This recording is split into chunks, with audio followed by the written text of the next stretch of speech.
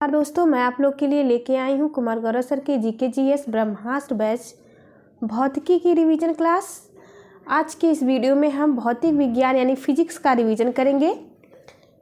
Video को अच्छे से वॉच करें और ज़्यादा से ज़्यादा शेयर करें वीडियो को। चलिए शुरू करते हैं।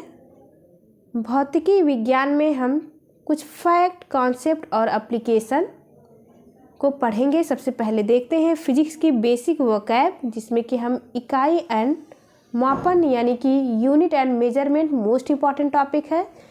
सभी एग्जाम में इससे 1 अंक के क्वेश्चन अवश्य पूछे जाते हैं, तो यूनिट और मेजरमेंट को अवश्य ध्यान से पढ़ें। पहले हम इन भौतिक राशियों को देखेंगे, फिर इसके बारे में डिटेल में भी पढ़ेंगे। क्या होता है भौतिक राशि यानी फिजिकल क्वांटिटी क्या होता है?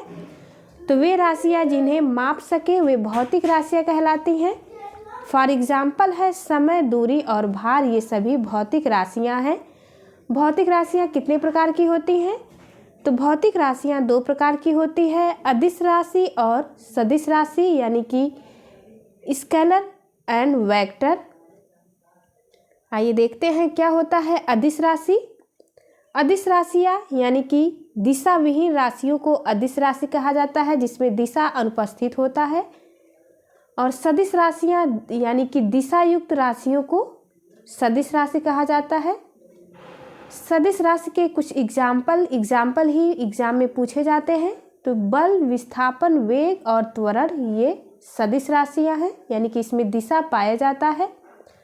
अदिश राशियां इसमें दिशा अनुपस्थित होता है। इसका ट्रिक से आप याद रखेंगे तो आपको आसानी से याद होगा। उस आदमी को ताला और चाबी दो, ऊ से ऊर्जा को याद रखेंगे। यानी पूछा जा सकता है कि ऊर्जा कैसी राशि है, तो ऊर्जा एक अदिश राशि है। ऊर्जा में कोई दिशा नहीं होती। स से समय और शक्ति को याद रखेंगे, ये भी अदिश राशि है। आ से आयतन, दूरी, कार्य, ताप, चाल, विद्युत धारा और दाब, ये सभी राशियां अदिश राशियां हैं। ये एग्जाम्पल आपको अवश्य ही याद रखने हैं, यही एग्जाम में पूछा जाता है। फॉर एग्जाम्पल किसी का वजन बताना है, जैसे कि 7 kg, तो जो अंक है वो होता है क्वांटिटी, और जो उसका प्रतीक को यूनिट यानी इकाई या फिर मात्रक भी कहते हैं। यह द्रव्यमान को दर्शाता है। द्रव्यमान एक भौतिक राशि है, यानी इसे मापा जा सकता है। यूनिट क्या होता है यानी इकाई और मात्रक के बारे में हम पढ़ेंगे, मोस्ट इम्पॉर्टेंट है। एसआई पद्धति में सर्वप्रथम देखते हैं, यानी कि इंटरनेशनल सिस्टम मेथड में 1960 में 7 राशियां बताई गई थी एसआई पद्धति में। पहली है लंबाई, इसका मात्रक है मीटर। द्रव्यमान का मात्रक है किलोग्राम। समय का मात्रक है सेकेंड। विद्युत धारा का मात्रक है एम्पियर, इसे ए से डिनोट करते हैं। तापमान का है केल्विन, के से डिनोट किया जाता है। ज्योति तीव्रता का है कैंडिला, इम्पॉर्टेंट है। पदार्थ की मात्रा को मोल में व्यक्त किया जाता है। पदार्थ की मात्रा को अमाउंट ऑफ सब्सटेंस कहते हैं। 1 मोल का मान होता है 6.022 × 10, यानी इसे आवोगाद्रो संख्या भी कहते हैं। केमिस्ट्री में हम पढ़ेंगे आवोगाद्रो संख्या क्या होती है। एमकेएस और सीजीएस पद्धति में देखते हैं मात्रक को। लंबाई यानी लेंथ को एमकेएस पद्धति में मीटर से डिनोट किया जाता है, और सीजीएस पद्धति में इसका मात्रक सेंटीमीटर होता है। द्रव्यमान का मात्रक एमकेएस पद्धति में किलोग्राम और सीजीएस पद्धति में ग्राम होता है। टाइम का एमकेएस पद्धति में मात्रक सेकेंड और सीजीएस पद्धति में मात्रक सेकेंड ही होता है। नोट पॉइंट देखते हैं, ये इम्पॉर्टेंट पॉइंट है। तली कोण का मात्रक रेडियन होता है। ठोस कोण का मात्रक स्टेरेडियन होता है। ये एग्जाम में पूछा गया क्वेश्चन है। महत्वपूर्ण राशियां देख लेते हैं सबसे पहले, फिर इसके बारे में हम डिटेल में भी पढ़ेंगे। दूरी और विस्थापन, इसे मीटर में व्यक्त किया जाता है। हम पढ़ेंगे डिस्टेंस और डिस्प्लेसमेंट क्या होता है। जैसे कि कोई व्यक्ति, आप इसमें देख सकते हैं, इसे विद्यालय तक पहुंचना है तो ये 4 किलोमीटर सीधा जाता है, फिर मुड़ता है तो 3 किलोमीटर चलता है। टोटल इसकी कुल दूरी 7 किलोमीटर है। पर ये जो रास्ता यहाँ से यहाँ तक का तय करता है, यानी शॉर्टकट रास्ता, ये कण वाली दूरी यानी न्यूनतम दूरी होती है, इसे ही विस्थापन कहते हैं। विस्थापन कम, ज़्यादा या फिर शून्य भी हो सकता है। नोट पॉइंट, विस्थापन निश्चित दिशा में न्यूनतम दूरी होती है। इसमें डायरेक्शन होता है यानी यह दिशा सहित होता है और इसकी न्यूनतम दूरी को ही विस्थापन कहते हैं। एग्जाम्पल से समझते हैं। बस द्वारा चला गया ये स्टॉपेज तक दूरी, फिर स्टॉपेज से अपनी पुनः स्थिति पर वापस आ जाना। यहाँ पर दर्शाया गया है कि विस्थापन शून्य हुआ है। टोटल दूरी चली गई है 10 किलोमीटर, लेकिन विस्थापन जहाँ से बस चली है वहीं पर पुनः वापस आ गई, इसलिए विस्थापन इसका शून्य माना जाएगा। एग्जाम में पूछा जाता है कि विस्थापन शून्य हो सकता है या नहीं, तो इसका आंसर होगा विस्थापन शून्य भी हो सकता है। दूरी के अन्य मात्रक कौन कौन से हैं? तो दूरी के अन्य मात्रक खगोलीय इकाई भी होती है। सन से अर्थ तक की दूरी की औसत दूरी को एक एस्ट्रोनॉमिकल यूनिट में व्यक्त किया जा सकता है। एक एस्ट्रोनॉमिकल यूनिट बराबर होता है 1.4 × 10⁻11। दूसरा है मात्रक प्रकाश वर्ष यानी लाइट ईयर। एक वर्ष में प्रकाश द्वारा तय की गई दूरी लाइट ईयर कहलाती है। एक प्रकाश वर्ष होता है 3 × 10⁸ मीटर पर सेकेंड। इसकी स्पीड है 3 लाख किलोमीटर पर सेकेंड होता है।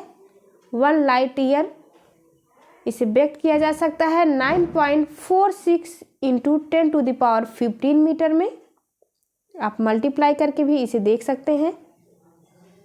पार्सेक क्या होता है? तो पार्सेक भी दूरी का ही मात्रक है। दूरी का सबसे बड़ा मात्रक पार्सेक है। ये यूपीपीसीएस में भी पूछा गया क्वेश्चन है, कई एग्जाम में पूछा गया है। पार्सेक दूरी का सबसे बड़ा मात्रक है।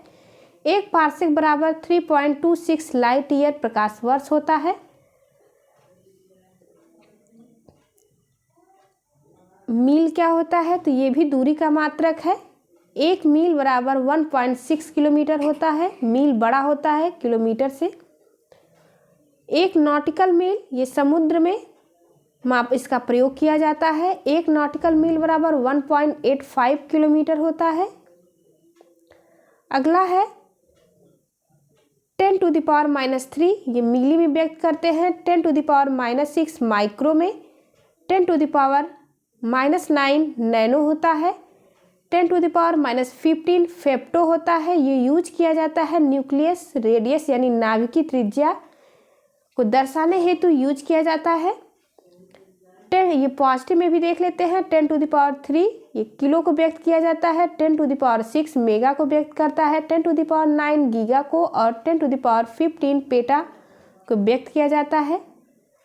10⁻−10 यह एंगस्ट्राम को व्यक्त करता है, यानी कि तरंग दैर्ध्य को दर्शाने हेतु एंगस्ट्राम का यूज किया जाता है।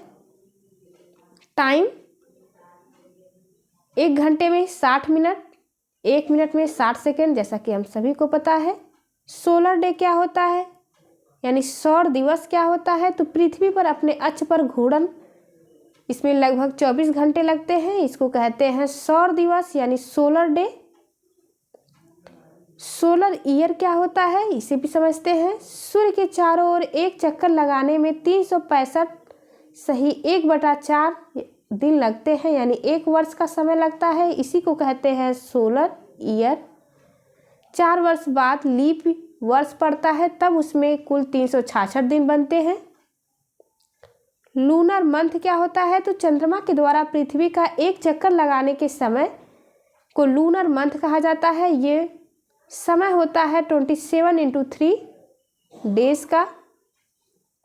लूनर मंथ में 2 मास आते हैं। चंद्र मास में कृष्ण पक्ष और शुक्ल पक्ष, जैसे कि पूर्णिमा से शुरू होता है, फिर आता है कृष्ण पक्ष, फिर आएगा हमारा अमावस्या, अमावस्या से फिर आएगा पूर्णिमा। इस पक्ष को शुक्ल पक्ष कहेंगे।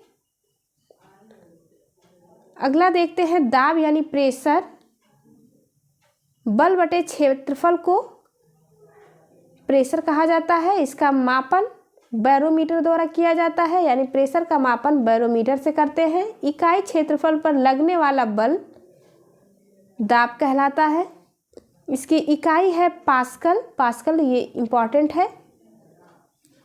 इसे बार में भी, इसकी यूनिट बार भी होती है। वायुमंडलीय दाब को मापने के लिए बार का यूज किया जाता है। दाब को प्रतिबल भी कहा जाता है, यानी स्ट्रेस भी कहते हैं। अगला है चाल और वेग। इस सब यूनिट को हम डिटेल में भी पढ़ेंगे, अभी इसका मात्रक देख लेते हैं। चाल एंड वेग यानी स्पीड एंड वेलोसिटी। स्पीड एक अदिश राशि है, यानी इसमें कोई दिशा नहीं होती है। चाल बराबर दूरी बटे समय। वेग का मात्रक है विस्थापन बटे समय, यानी मीटर पर सेकंड में इसे व्यक्त किया जाता है। वेग एक सदिश राशि है, यानी इसमें दिशा होती है। अगला है त्वरण क्या होता है, यानी एक्सीलरेशन क्या होता है। तो वेग में परिवर्तन की दर को त्वरण कहा जाता है। त्वरण एक सदिश राशि है। वेग बटे समय को एक्सीलरेशन कहा जाता है। मीटर पर सेकेंड स्क्वायर में इसे व्यक्त करते हैं। अगला है बल, फोर्स क्या होता है। बल एक सदिश राशि है, यानी बल में दिशा होता है। F = ma इसका मात्रक है। मास इंटू एक्सीलरेशन, यानी कि द्रव्यमान गुणे त्वरण को बल कहा जाता है। किलोग्राम मीटर पर सेकेंड स्क्वायर में व्यक्त करते हैं। न्यूटन इसका मात्रक है। Thank you for watching. चलिए मिलते हैं आपसे अगली वीडियो में, तब तक के लिए नमस्कार।